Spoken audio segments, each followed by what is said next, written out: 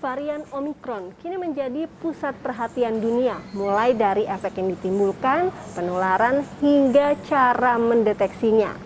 Whole genome sequencing menjadi upaya untuk mendeteksi dini mutasi virus. Tapi sayangnya, WGS atau sequencing di Indonesia masih terbilang rendah dibandingkan dengan negara Singapura, Afrika Selatan, hingga India.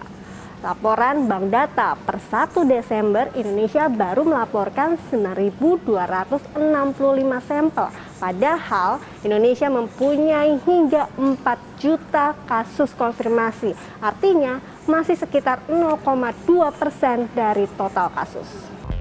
Direktur Lembaga Biologi Molekuler Eijkman, Amin Subandrio, menjelaskan rendahnya whole genome sequencing di Indonesia antara lain terjadi karena terbatasnya jumlah alat dan laboratorium.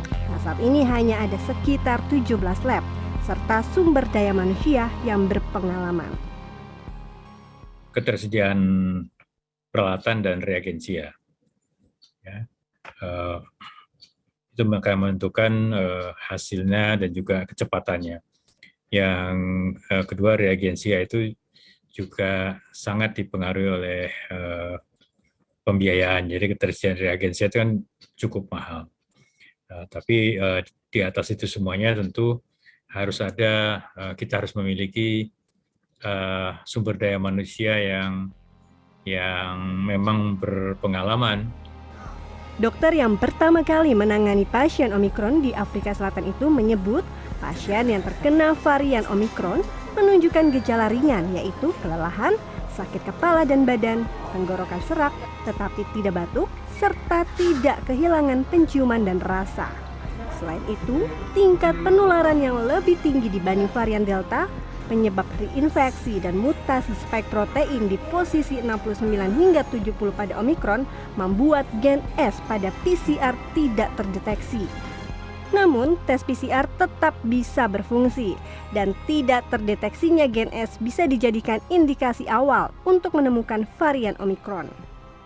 Faktanya pada gelombang Delta yang jauh lebih cepat menular daripada Alpha saat itu, dan sebagai gambaran, Delta sendiri 100% lebih cepat menular dari virus asli di Wuhan. Sedangkan Omikron itu setidaknya 1,3 kali dari Delta. Untuk mendorong whole genome sequencing di Indonesia, Kementerian Kesehatan akan menambah 8 hingga 10 laboratorium dan kapasitas alat. Kita akan menambah untuk pemeriksaan WGS itu sampai dengan 8 sampai dengan 10 laboratorium kembali. Bahkan beberapa alatnya sendiri untuk pemeriksaan sequencing sendiri itu sudah menggunakan alat dengan kapasitas yang jauh lebih besar, 50 sampai 100 spesimen yang kita lakukan. Nah, ini nanti ke depan bisa sampai 300 sampai 500 spesimen yang bisa kita lakukan dengan mesin yang baru ini. Upaya meningkatkan whole genome sequencing dapat mencegah penyebaran mutasi virus.